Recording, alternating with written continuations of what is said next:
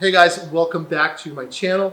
I want to start out by saying I'm sorry that this is such a long video. This is an hour-long video, and I apologize for that. But really, every moment of it is going to be useful for you, because in this video, I'm going to show you exactly how I made basically $20,000 in just 3 months. Okay, using this machine and just one product. This is the Langmuir Crossfire Pro plasma table, and it ran me about $5,000 just for the table. Then I had to get some extra things, but in the first 3 weeks of owning this machine and running it, it paid for itself. And again, that was just one product I was selling. And today I'm going to show you how to do the same exact thing from start to finish, from concept to cutting the metal to selling it. I'm going to show you how to replicate exactly what I did, because I've seen a lot of you guys selling your machines because you're not having success with it. You're not able to sell anything. The markets that you're operating in are too competitive, and I really hate to see that. I hate to see you guys giving up on this process, because this is easy. It is so easy. I've heard people call this machine a money printer. It can definitely be that for you if you're just willing to pay attention.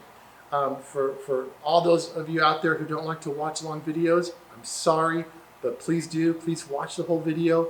For those of you who like to skip around videos, I don't suggest you do that, but that's up to you. All I'm saying is I'm not exaggerating about how much money I've made on this machine in those first 3 months, and I continue to make on this machine now. All right, but but you're going to have to pay attention to the whole video. You're going to learn so much in this video that you just can't learn really any way else other than spending days searching through YouTube trying to fix every little problem that will come up with this table. Okay, so anyways, let's get started. And the first thing, well, let me talk about what I'm going to cover.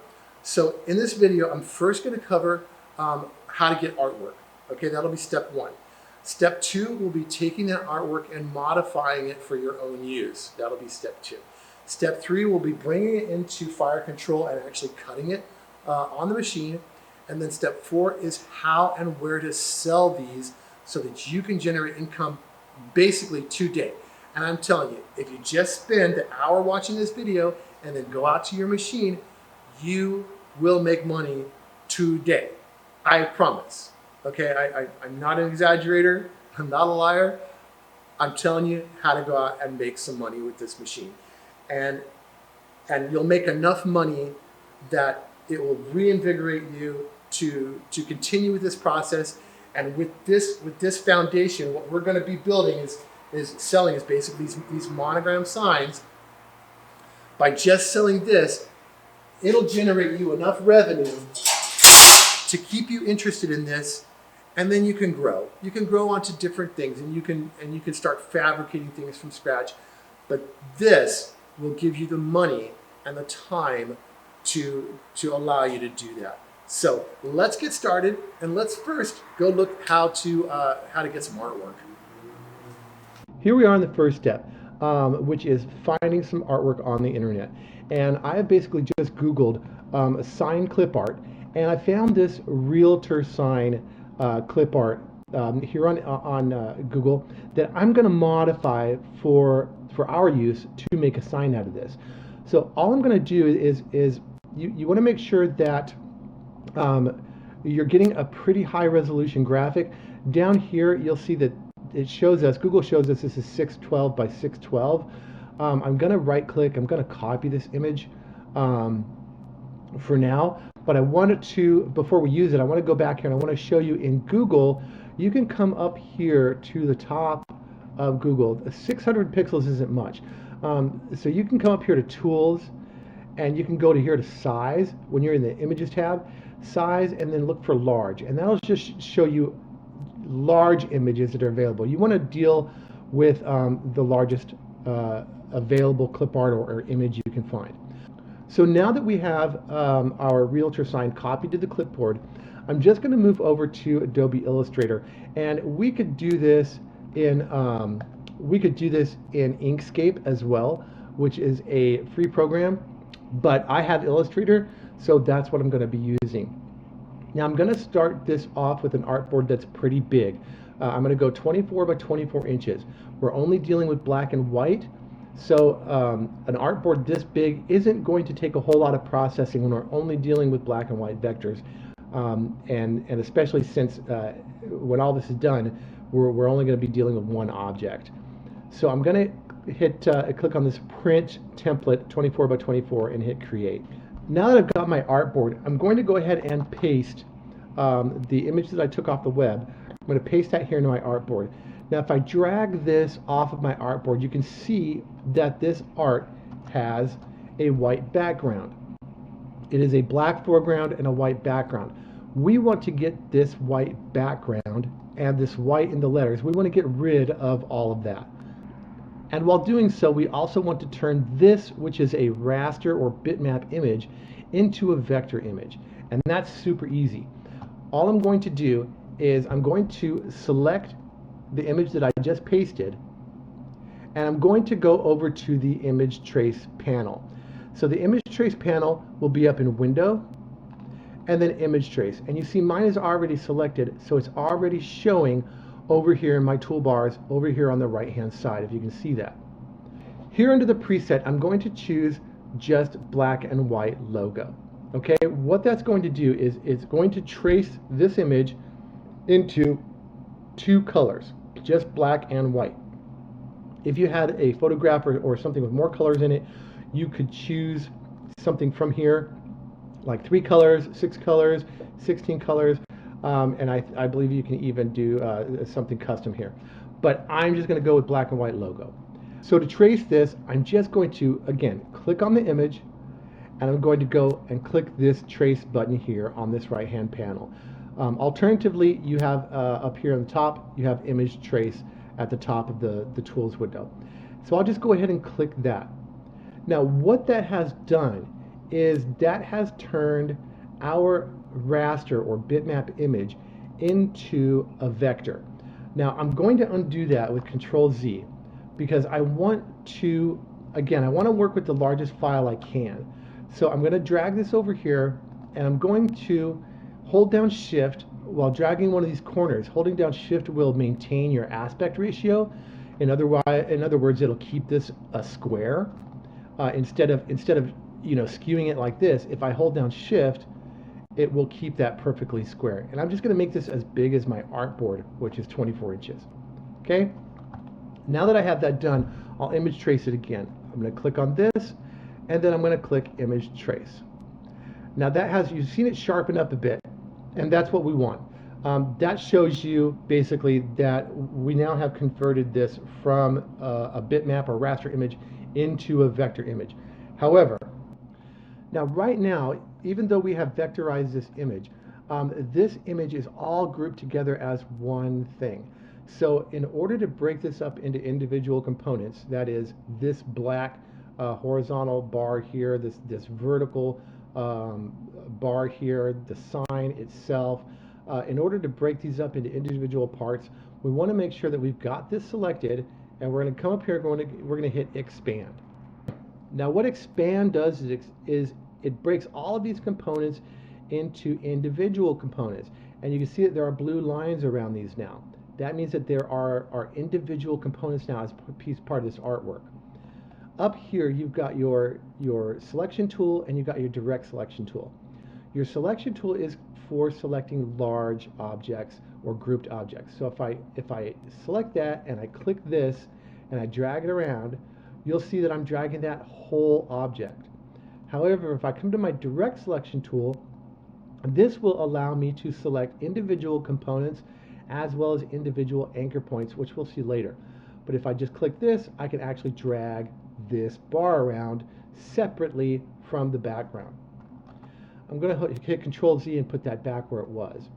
Now I want to get rid of all the white, and because I expanded this, all the white is now separate. That white is separate, this white is separate, that white is separate. It's all separate. But I want to get rid of it all, and I want to get rid of it all in one go. So I'm going to use my direct selection tool. I'm going to click on that white background. And then up here in the upper right hand corner, I'm going to click this button that says select similar objects. And this will select, if I hit this drop down menu, you can see how you can select them. Okay, you can go by fill color, stroke color, and whatnot. I've just got all selected. I'll click that, and that's going to select everything that is similar to the background that I selected before. Now when I hit delete, boom, we have removed all of the white from this image. Now if I want to move this back over to my artboard, I need to change selection tools. I don't want to be in my direct selection tool anymore. I want to be in my main selection tool. So I'm going to select my main selection tool, and I'm going to drag my artwork back onto the artboard. And that's all there is to it. We now have an image that we can export to SVG. And we'll do that by going to File, Save As, and then we'll save this as File Type SVG. And I'm just going to name this Realtor Signs. We'll hit OK and accept those defaults, and boom, you have an SVG that we're ready to import straight into Fusion 360. I am going to show you how to modify this, but before we do that, I want to show you the other way to get artwork. One of my favorite ways to get artwork on the fly and very quickly that I could just modify and turn around for a customer is to come to Etsy and look for an SVG file. And so what I'll do is I'm just going to type in farm sign SVG, and we'll see what they've got, right? So we've got a number of signs here in SVG format. Now, some of these are going to be editable to some degree, some of them won't. How easy they work or how well they work is really going to depend on who you buy them from and how professional they are at what they're doing. Now, I've already purchased one. I actually have an order to cut this morning, so I'm going to show you that. This is a monogram letter that I purchased as part of a pack off of Etsy of the whole alphabet, and obviously this is the letter V. I have a sign to cut today for a Mrs. Vasquez who wants to hang this in her garden, and so I'm just going to pull this up. When you're buying artwork on Etsy, make sure that you read the description and make sure that they allow you to create your own physical products from these and resell them. Most of them do, but every once in a while you'll find somebody who doesn't want you reselling these. Nobody will let you resell the files, but almost everybody will let you take these, modify them, and sell them as physical products. And that's what we're going to do today. We're going to take this monogram file and we're going to turn it into a plasma file that we can make for Mrs. Vasquez and then cut it out on our plasma cutter. Now this file is already an SVG. That means it's already a vector file. And so if I drag this file off of the artboard, you can see that there is no background. And if I use my direct selection tool, you can see that this is indeed a vector. I've got all my anchor points and my paths here shown on the screen, so you know that's a vector. Control Z to get back where I was.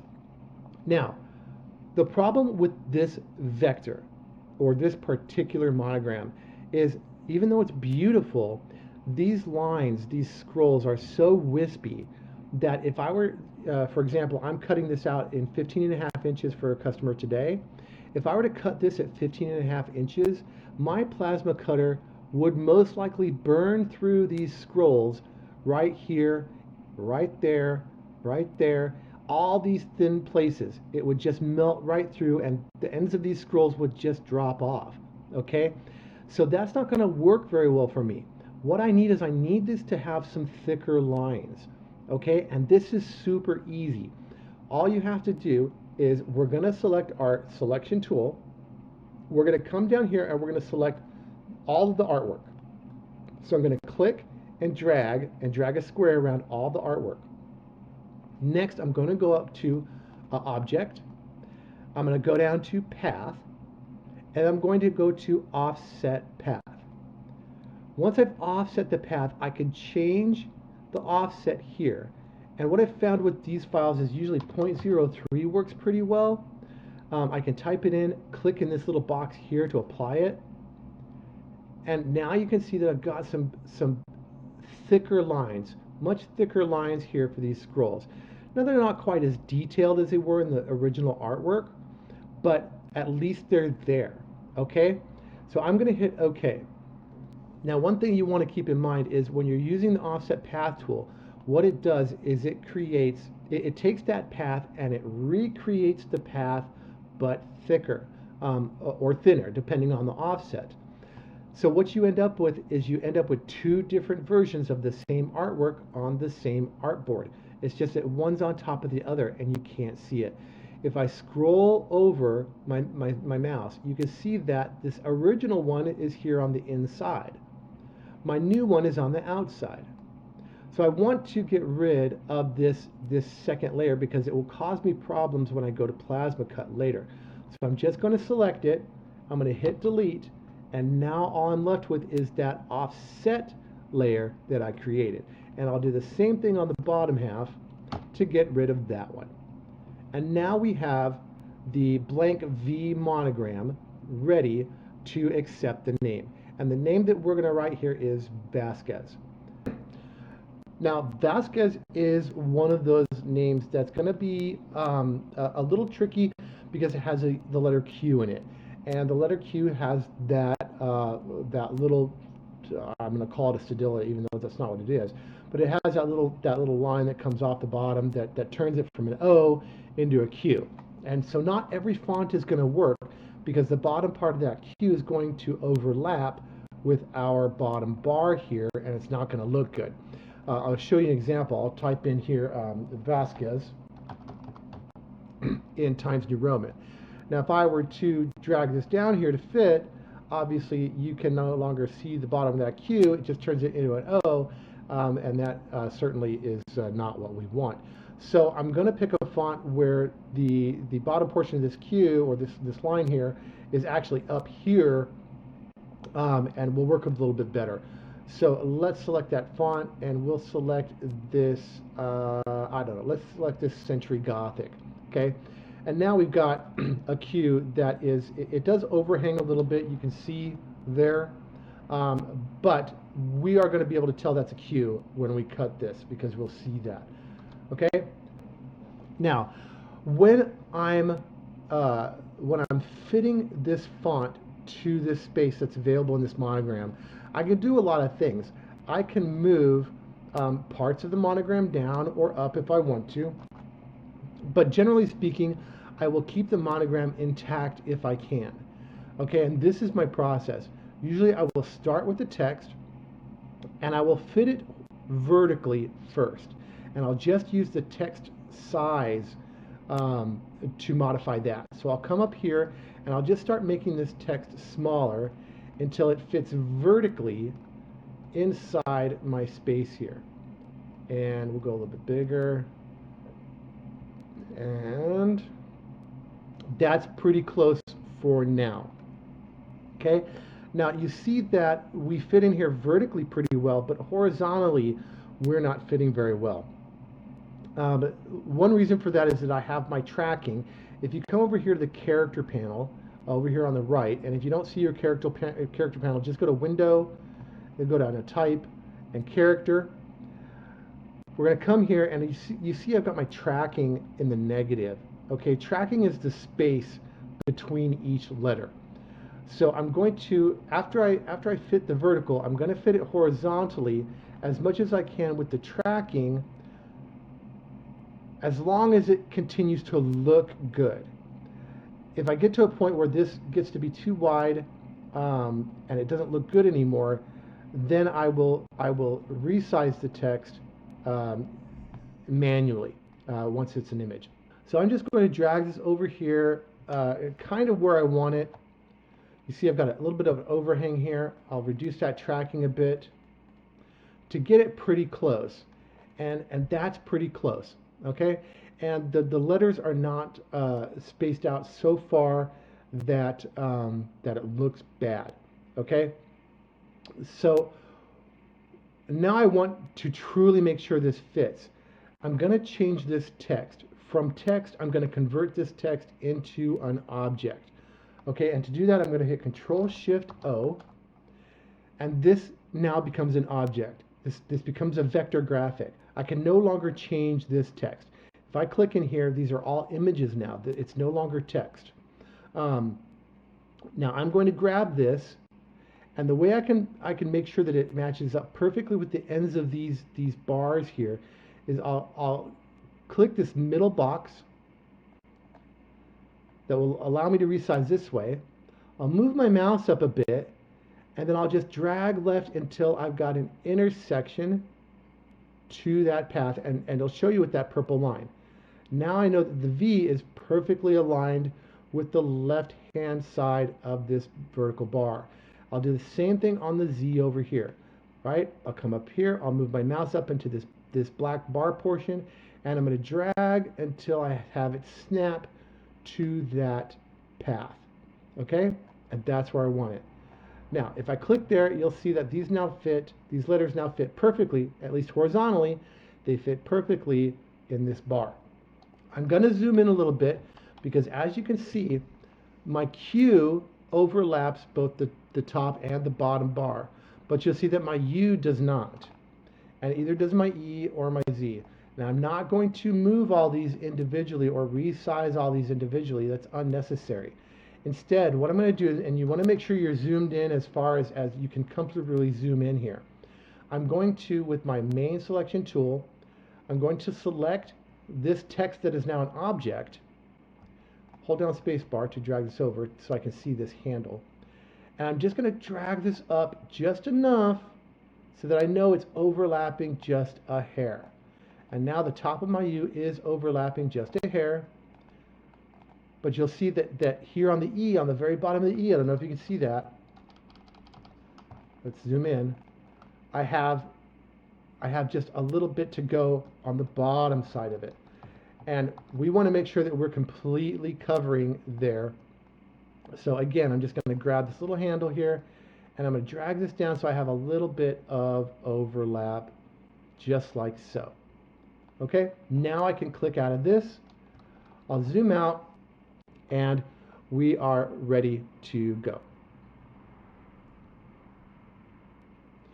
Now, right now, this vector image has three different components.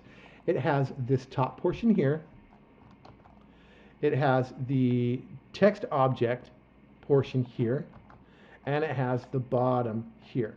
This is going to cause you problems if you export this as an SVG right now. It's going to cause you problems when you go to cut this on your plasma cutter. When you go to import this into Fusion 360, this is going to be a problem to have all these three different components.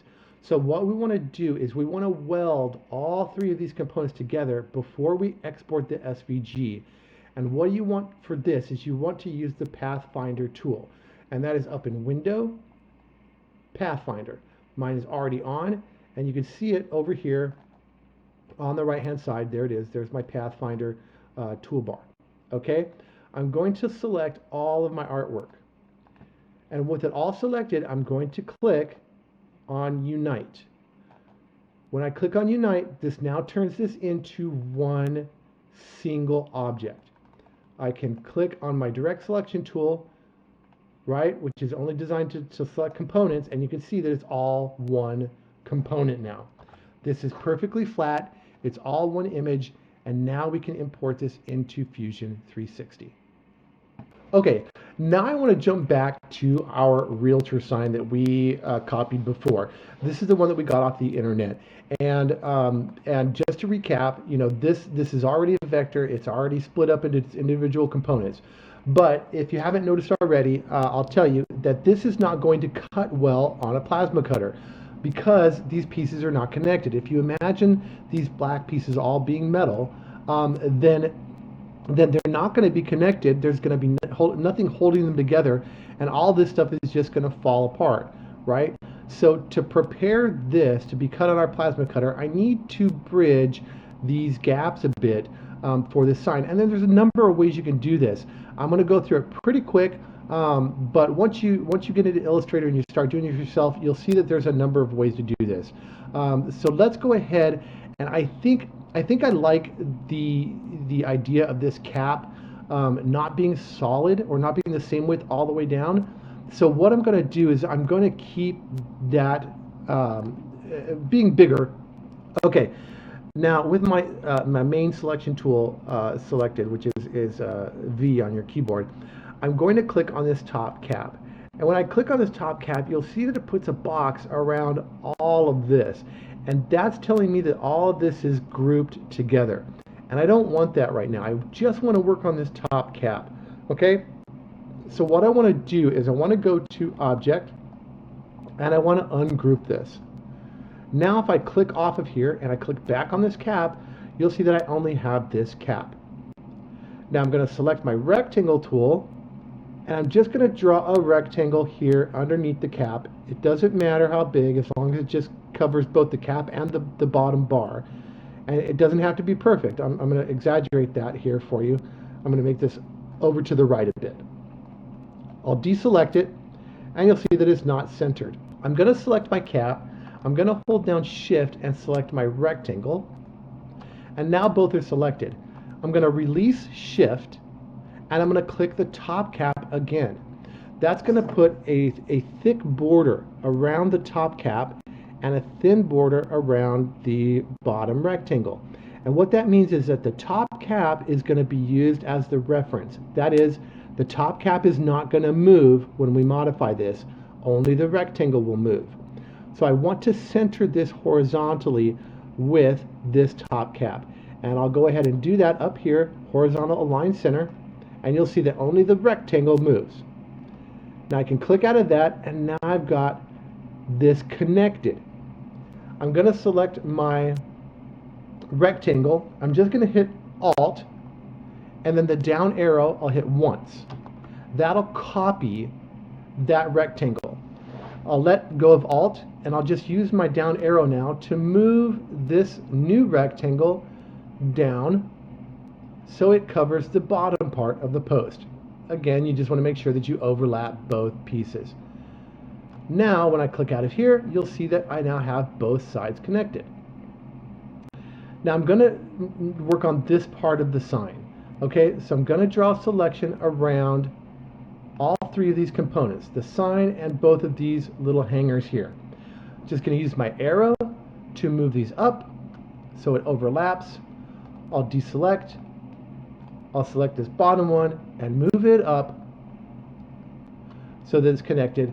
And now everything up here is connected, at least as far as the sign post goes, and the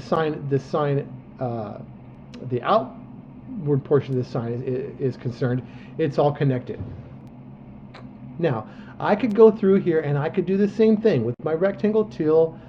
I can come down here and connect the O. I'm not going to be pretty about this. I'm just going to be quick. I can connect the O so it doesn't fall out. I can connect the A. Usually on A's, I'll just put a little a thin one down here like so to connect that one. But I'm not going to do that because I'm going to show you very quickly how we can modify this in a different way.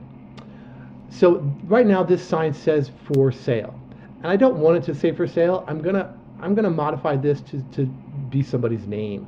All right.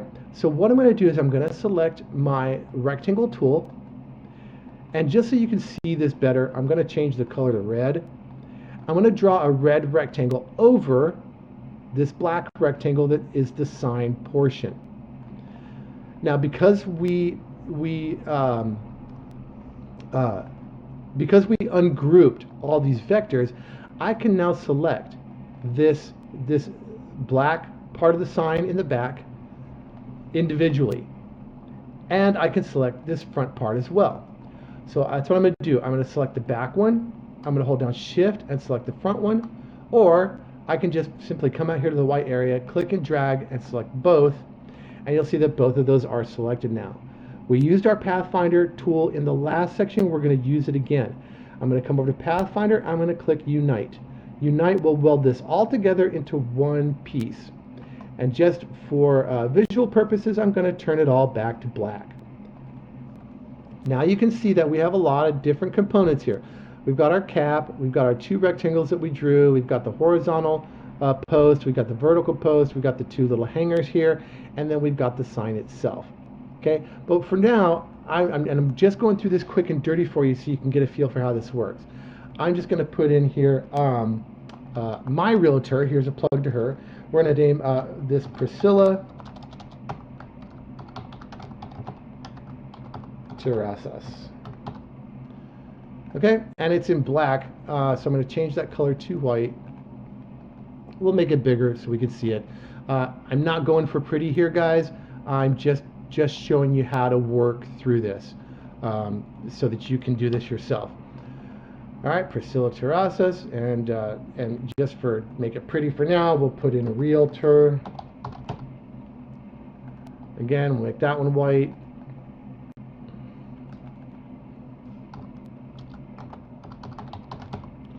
Okay.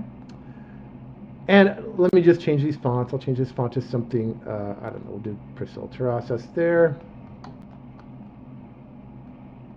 And that sounds good to me. Again, just to go through this for practice, if you want to align all these, select them all. Click on the square sign portion again. It'll give you that bold border so that you know it's not going to move when we align everything. We'll horizontally align center everything else. And there you go. We've got Priscilla Terrazas Realtor. If I drag this off here, you'll see that this is in white. And that's because this is a real thing. This is a real layer. We don't want that, okay? We want this to be cut completely through. We don't want a white path and fill here. We want this to be actually missing. So this is the next tip I have for you using the Pathfinder tool. I'm going to select the box. Oh, before we do that, I have to change this text. I have to turn it into an object. So I'm going to click on Priscilla, Control-Shift-O to change it from text into an object. I'm going to do the same thing with Realtor, Control-Shift-O. These are now both. Now, the portion of this that says Priscilla Terrazas Realtor, those are two different layers. Priscilla Terrazas is one layer, Realtor is another layer. Okay, those are two separate layers, and they are in front of this other layer that is the black rectangle. Okay, they're in front because you can see them. If they were behind, you wouldn't be able to see them. You'd just see the black rectangle, and that's how Illustrator works. Illustrator works in layers. So I'm going to use the Pathfinder tool, but before I do that, I'm going to select the black rectangle and the two text layers that are here. They're no longer text. Remember, we converted them to objects. I'm going to select those, and I'm going to click minus front on my Pathfinder tool. And now what you'll see is that has cut the text out of this black background, and it is now empty. Okay, so if I move it back here, you can see that is now a cutout. Now, if you wanted to cut this in metal, you're going to have to come in here like I showed you on the last one. You're going to have to come in here and you're going to have to what we call bridge all of these items that are going to be hanging, like this inner part of the R, the O, the A, this R, this E. This A might be okay. You might want to modify those anchor points a little bit. I'm not going to show you how to do that because this is a quick and dirty lesson. But these two parts of the S are going to fall out. Those two parts of the L are going to fall out, and so on and so forth. So you'll want to bridge those before you try and cut this on your plasma cutter. Okay? Now we have this sign pretty much exactly where we want it looks-wise. The problem is that if I've got my direct selection tool here, or my selection tool, as I roll over this, you can see I have a lot of different components here. I've got the cap, I've got the rectangle that connects the cap to the top post, I've got the rectangle that connects it to the bottom post, I've got the hangers, I've got this back sign part. These are all individual items. And if I were to export this to SVG right now and then import this into Fusion 360, that's going to cause a problem because this is not all one part. It's many parts. So just like we did in the last one, I'm going to select everything, and I'm going to use Pathfinder again, and I'm going to hit Unite. And Unite will put everything together. This is now one solid object. And you can see that as I roll over this, you can see that I can't select any individual objects anymore. And if I drag it, it all drags together. This is super critical when you're cutting in plasma. It doesn't matter so much if you're doing this for laser, if you're just engraving, but if you're cutting in laser, same thing. This has to be one unit. It has to be one object. Okay, now listen very closely to me because this is important. Pathfinder does some strange things sometimes. When you're uniting, when you're minus front, minus back, you're trimming, all the different functions of Pathfinder. It's a really great tool, but it does occasionally do some funny things. And one of the funny things that it does is it will leave you with anchor points that are not connected. And to be completely honest with you, I don't know how to find those points in an efficient manner. So sometimes what you'll do, you'll import this SVG into Fusion 360, and all of a sudden you won't be able to extrude this artwork because there's some anchor point somewhere that's not closed, right? In Fusion 360, you can't extrude something that's not a continuous loop because it works off of contours. So I'm going to show you how to fix that. If you ever bring in an SVG into Fusion 360 and it doesn't turn green and it won't extrude, it's because you have some strange artifact somewhere. You have some strange unconnected anchor point. That is a super easy fix, and I'm gonna go back to the very beginning when I picked a 24 by 24 artboard and I told you wanted to work big. This is why you want to work big, okay? But this is an easy fix. I'm in a 24 by 24 size 24 by 24 inch artboard, and what I'm going to do is this is a vector image now. Okay, I can resize a vector image as much as I want to, and I will never lose detail. You only lose detail in bitmaps or raster images. So I'm going to zoom out really far, and I'm going to select my artwork with my main selection tool. I'm going to select my sign, and I'm going to make this really big. Really big. Okay, this thing is 100 inches now. It's still a vector. I am going to turn this in. I want to close all those little anchors that might not be closed. Okay, so I make this really big. I'm going to come up here to Object, and I'm going to turn this back into a raster or bitmap image by clicking Rasterize. CMYK is just fine because we're going to switch it back anyways. So I'll hit OK, and what you'll see is this is going to put a white background back on our image. And you might think, oh my gosh, we're just starting all over again. Well, we're not. Okay, so I was I was a little overzealous when I was image tracing that file when I made it 100 inches and it crashed my computer. So I have had to now restore this from a screenshot because I'm sorry, I'm just not going through all that again. But this is restored from a screenshot, and because the screenshot is super low resolution, it doesn't look as great as it did before, but the process is going to be the same. This is now turned back into a raster, okay? And what we're going to do is we're going to image trace it again. So we'll click image trace. That will turn this back into a vector. We're going to expand it like we did before. We're going to select our direct selection tool or our subselection tool. Just click on a white portion, any white portion. Click on select similar and delete it. And now we have our sign ready to export to SVG, and we can be sure now that all of our anchor points are connected and every loop is a connected loop, and we're not going to have any trouble in Fusion 360. Now, we're going to move on to Fusion 360, but I'm not going to put this sign into Fusion 360 because I did not bridge all these parts, and that's just going to cause me more headache. But we are going to take the Vasquez sign, and we're going to take that into Fusion 360 and continue this process.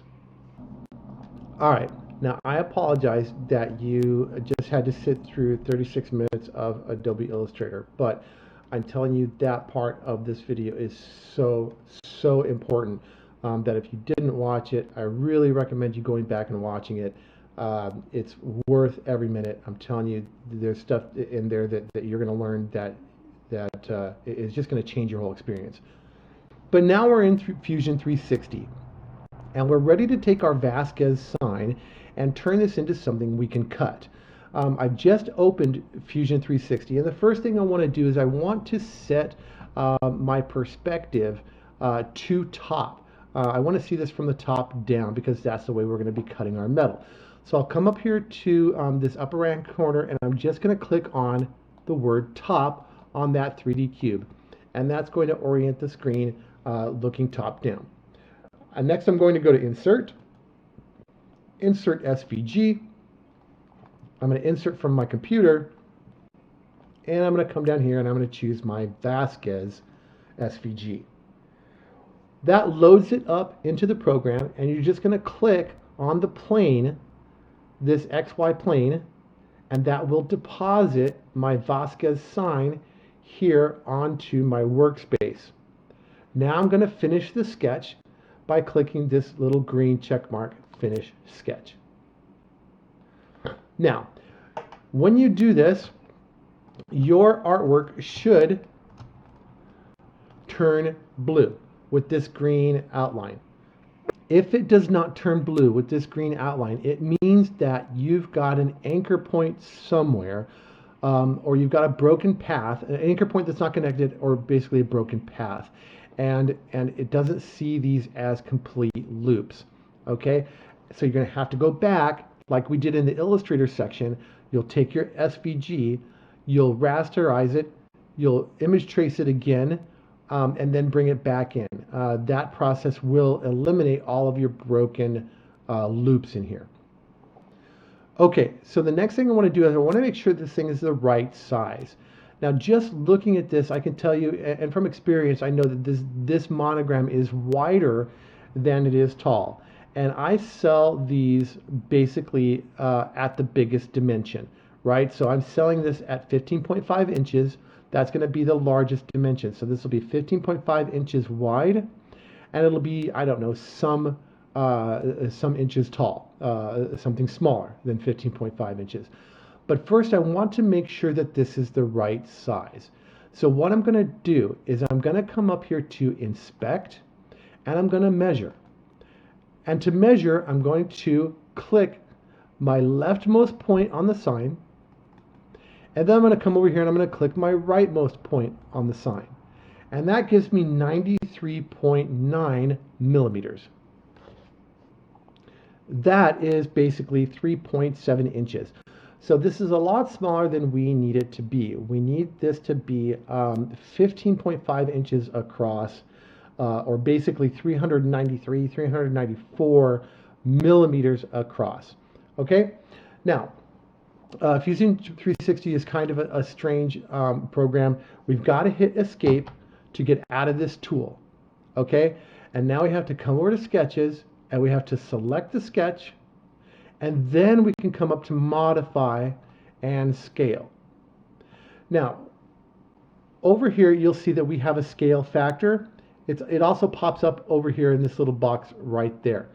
Now, we currently have 93.9 millimeters, but what we need is 393 millimeters. So we need to put in a fraction here that will scale this up to the size that we need it. If I created the fraction 93.9 over 393, that would actually give us a smaller number.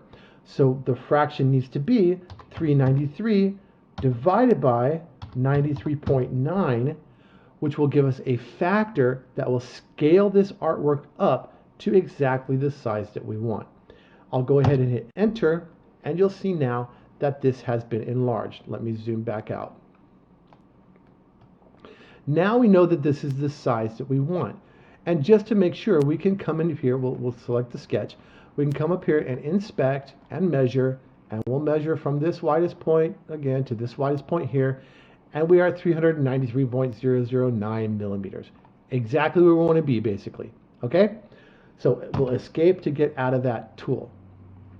The next thing I need to do is I need to turn this into a solid object. We can't cut this, well, we can. We could cut this if we wanted to without extruding it, but honestly, it's just so much easier to do it this way. We're going to click, you don't want to click on any edges here, okay? You want to click on the face of the sign, and we're going to click E, or hit the E key for extrude, and you can really put any number in here you like. I'm going to put in 1.6 millimeters and hit enter, because that is the thickness of the metal that I'm going to be cutting.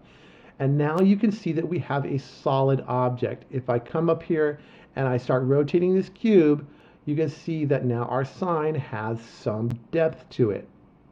And that's perfect. That's exactly where we want to be. Now we can move on from this section. We can move on up here where it says design. We're going to click this and we're going to go down to manufacture. In the manufacture section, the first thing we want to do is we want to change the origin of this artwork. Right now, the origin of this artwork is right in the middle of this artwork. And that makes it a little tough to get everything aligned on the metal on your plasma cutter in fire control. So what I'm going to do is I'm going to click Setup and then New Setup. And all I'm going to do here is I'm going to click this origin.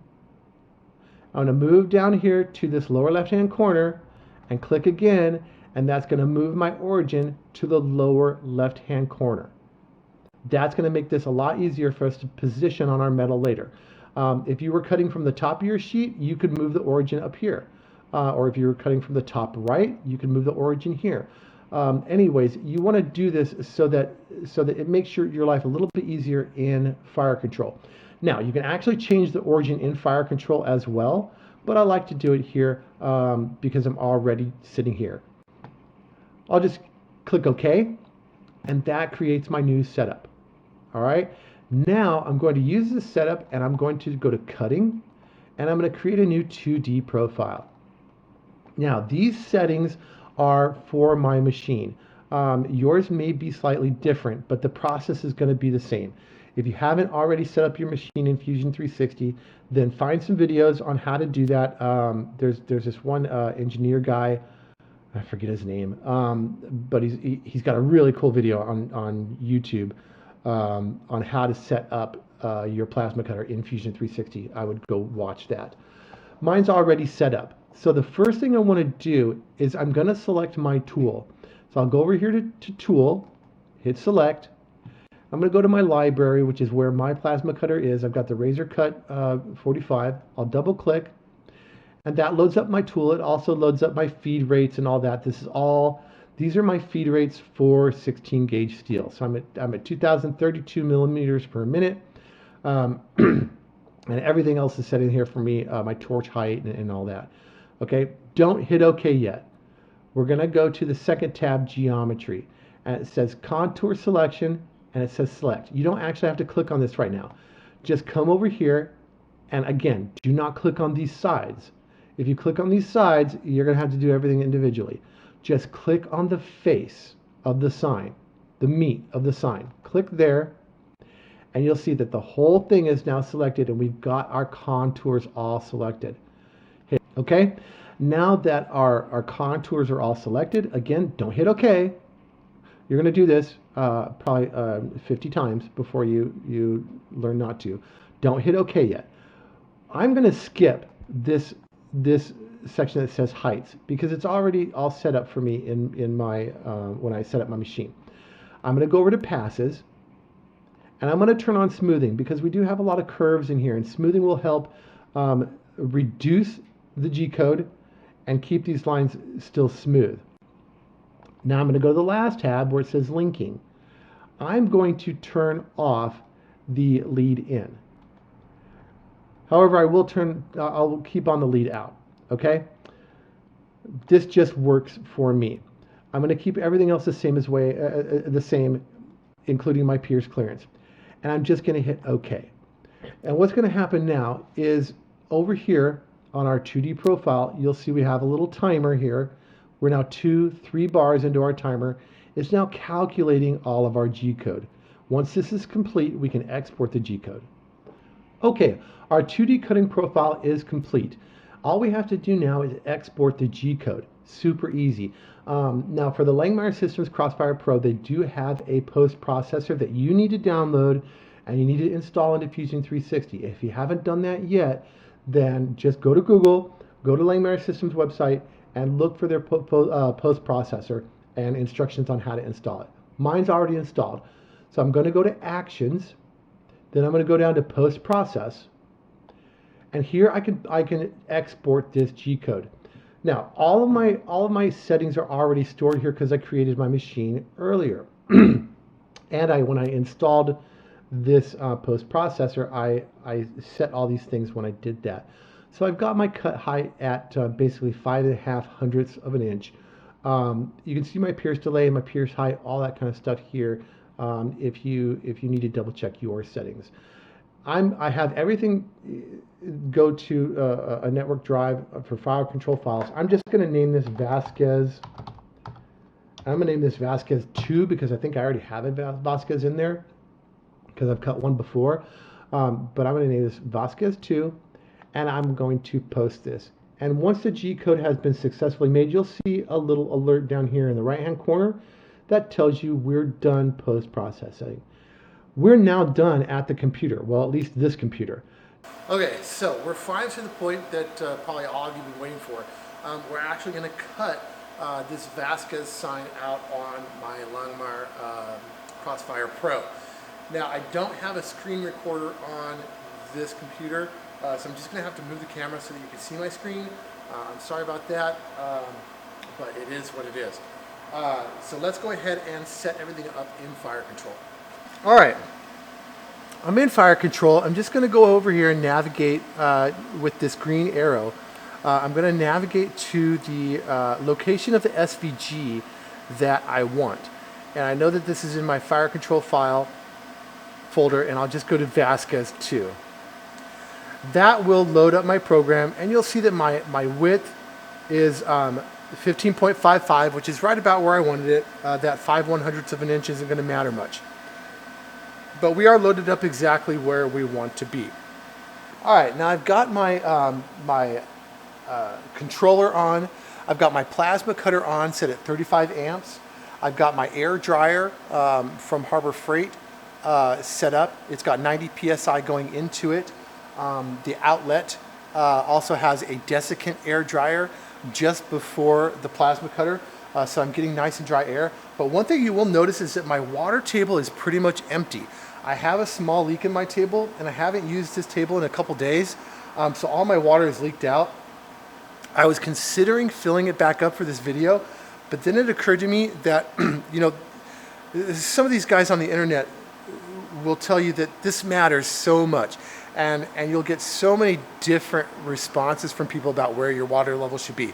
Oh, you should be just 1/8 of an inch under your metal. Oh no, 1/8 of an inch is too small, it should be 1/4 of an inch. I am almost completely empty, and I'm gonna cut it like this anyways, just so that you can see that some people are full of it, and it really doesn't matter. And if you think about it logically, when you buy these tables, the water table sometimes is optional. It's an upgrade. That tells you right there. It's not a necessity, okay? So I'm gonna leave mine empty while we cut this. So the first thing I'm gonna do is I'm going to use my keypad to position my head to the origin that I want. Oop, I hit it too many times. On my metal.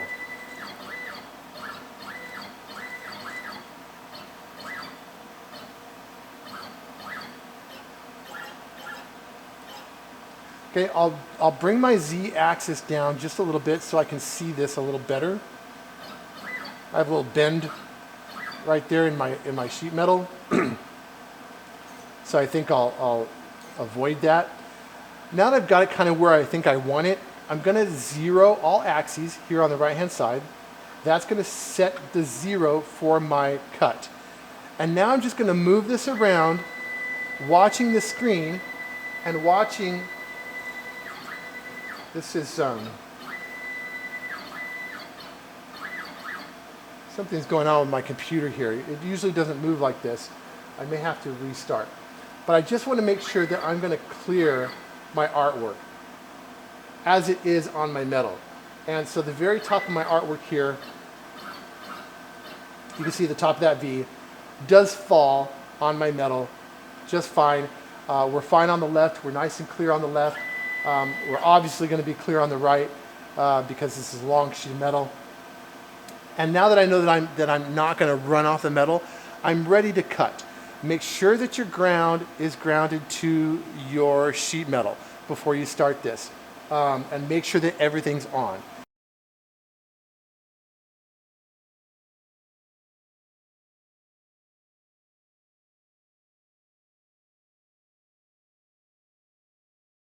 All right, because I didn't have water in my water table all the way up, this piece is going to be a little warm, so I'll be careful when I'm pulling this out. I'll pull it out from the center that was cut first. The other sides are going to be a little warm.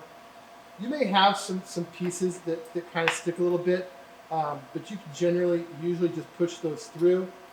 If you find one that's a little stubborn, just a pair of wire cutters will work. I've got a pair of bullnose wire cutters here. You can see in the bottom of this A, this piece didn't completely fall out. The top of the A didn't either. I'll just use these wire cutters. It's basically already scored the metal. It just stuck together. So I'll just come in here and pry these out. They'll just snap right out.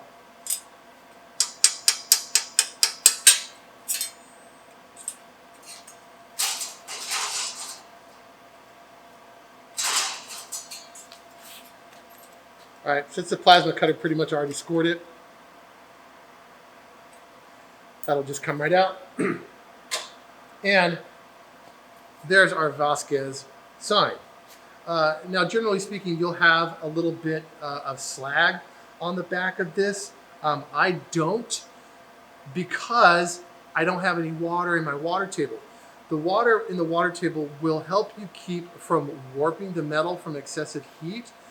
But a side effect of the water is that as it splashes up on the back side of your sign, it very quickly cools that slag coming off of your cut. You can see that I have no slag. I have no slag because I have no water. But what I do have is a little bit of warping in this because of the heat. So there's a happy medium that has to be found between the height of your water, because you don't want it too high that it cools it so fast that you get a whole bunch of slag. But you don't want it so low that you do get a little warpage. I don't know if you can see, but there's a little bit of warp in that. But again, this is metal, so just bend it out. If you do have some slag on the back from your water table, you can chip it off. Again, I use these little bullnose pliers or wire cutters. But before that, I usually just take this about chest height and drop it. Doing that's going to knock off probably 90% of your slag, and then you can just clean up the rest with your wire cutters later. And then what I'll normally do is I'll just take a piece of wet 220 grit sandpaper and I'll sand the face of this. I don't usually do the backs. I'll sand the face of this and I'll just put a coat of Rust-Oleum black matte on the front, and it's ready to sell. And it really is that easy. This cut took basically almost 4 minutes, just under 4 minutes to cut this from start to finish. And depending on what you charge for this, I mean, you do the math. You spend all day doing this, and you're gonna make your payment on this machine really, really quick. Okay, so now you know where to get artwork. You know how to at least modify simply some artwork. We know how to cut it on our machine. Now, how do you sell it? Now, most people, the first thing they're going to want to do is they're going to want to run to Etsy or an online platform like that. And let me tell you from my experience that Etsy is so saturated with people cutting metal signs that the prices are so low, it's super hard to be competitive. You're not going to be competitive on Etsy. You have guys on Etsy who have huge 4x8, 5x10 machines, some of them plasma, some of them high-powered laser. They can crank these things out all day long for cheaper than you can. So it's going to be tough selling these on Etsy. So what I recommend, and this is kind of the secret sauce, is I recommend you start on Nextdoor, the Nextdoor app. The Nextdoor app, if you're not familiar with it, it's a neighborhood app that just shows you, it's like a Facebook, but for your neighborhood. I think it limits your reach to about 3 or 4 mile radius, but you'd be surprised just how many people you can reach on Nextdoor. Let me show you. All right, now I don't use Nextdoor to talk about my dogs and my cats or my kids. I don't use it to do anything but sell these signs. That's all I have ever used Nextdoor for. And I want to show you these are all the orders that I got off of Nextdoor the last 2 weeks. I was in El Paso when we still lived in El Paso, or our shop was still in El Paso, I should say. These are all the orders that I got in those last 2 weeks that we were there. Okay, those are the last 2 weeks. In my archived messages, here are all the orders that I got basically in the 2.5 months before we moved our shop from El Paso to San Angelo, Texas. You can see these are all orders for signs, and many of these customers bought more than one sign. So I'm not kidding when I tell you that Nextdoor is a gold mine. There's nobody on there selling things. And basically what I did was I just went on Nextdoor and I started posting. Every day I would post, hey, I just cut this sign, or I just cut this sign. Or I would make a post, hey, thank you, Maria, for ordering this sign. And it literally only took 2 days. It took 2 days for me to start getting orders in. And within 4 days, I had more orders than I could even keep up with. And again, my machine paid for itself in just a few weeks. And over the next 2.5 months, I sold a total of about $20,000 worth of signs. And those sales keep coming in today from El Paso. Even though we've moved our shop to San Angelo, they're still coming in from El Paso, and I'm selling in San Angelo as well. So, so I'm not kidding about the Nextdoor app, guys. Use the Nextdoor app. Use Marketplace, Facebook Marketplace. It doesn't work as well, but at least in my experience. But the Nextdoor app, gold, guys. Get on there. And because you don't have to ship them, because they're local, you can be competitive now. Your prices can actually beat what they can get on Etsy, because those guys have to ship them. And shipping these signs, shipping a sign like this, you know, even if we just take a piece of cardboard and wrap this in foam, take a piece of cardboard and wrap it all flat, this is still about $10, $12 to ship. Okay, so you can be $10 to $12 cheaper than a guy similar to you on Etsy selling this who has to ship it, and that makes you super, super competitive. Now I want to mention this, and I am gonna put in a shameless plug here. Okay, I have accumulated all of my, it's 104, I think, different last names. I come from El Paso, obviously. The last names that I cut in El Paso, a lot of them are Hispanic last names. But I have taken all of those SVGs that I have created, just the same process we just went through that you just learned. I've done that for 104 names. I packaged them all up into one package of SVGs, and I sell them on my Etsy page. In addition, when you buy those 104 names, again, a lot of them are Hispanic, but when you buy those 104 names, it comes with one custom name. I will create you one custom monogram. If you don't want to do it yourself, I'll create you one custom last name to kind of offset your price. Additionally, I am going to give you guys a link in the description to all of my photos. I've taken pictures of many of the monograms I've sold. I'm going to give you a link to those photos. You are welcome to use those photos. If you're going to buy the files, you might as well have the photos that goes with it, right? So use those photos, put them on Nextdoor, claim them as your own. I really don't care. I just don't, just do me the favor, don't use my photos online on Etsy. Don't use them somewhere where you're going to sell nationwide. Use them locally, and you're more than welcome to use them locally.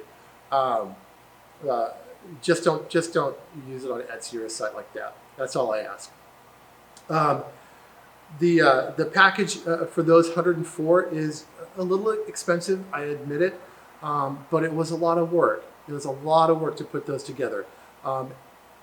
Hours and hours and hours over 3 months to make all of those files.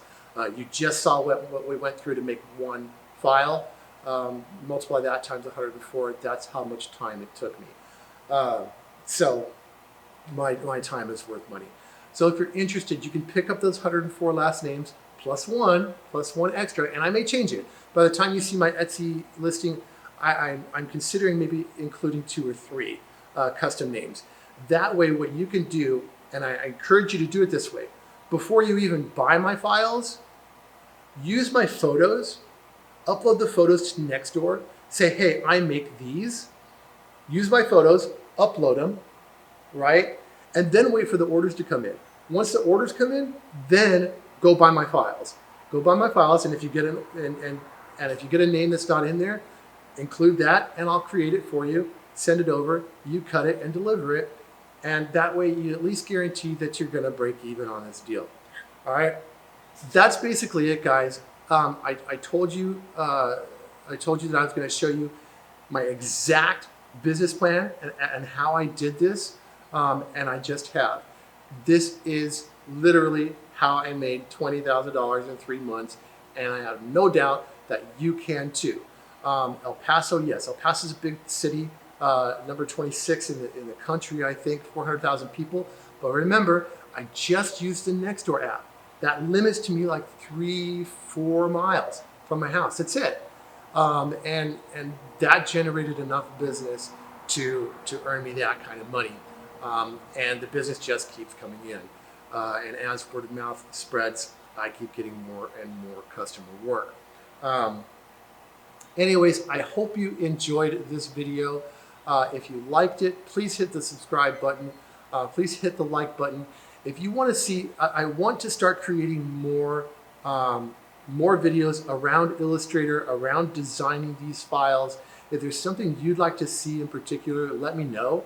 I did teach graphic design at the junior college level and 3D design in Lightwave 9, so that kind of dates me. But I've been in graphic design for many, many years. So let me know what kind of videos you'd like to see in terms of this machine, because I'd like to add more to my channel. So please subscribe so you can see those when they're posted. And I wish you guys the best of luck. We're almost at 1,000 subscribers. So please, if you could subscribe, that would really help us. We have, sometimes people see, we have a big shop and lots of nice tools, and they just think, oh wow, this guy's got tons of money. Trust me, we're struggling just like anybody else is struggling. With more money comes more problems, right? So if you could help us out, hit that subscribe button. We'd really appreciate it. And until next time, have fun, and you can do this. I promise, you can do this. Don't sell your machine yet. Keep your machine. Watch this whole video. Do what I showed you, and you'll see you can do it yourself. Thanks, and we'll see you next time.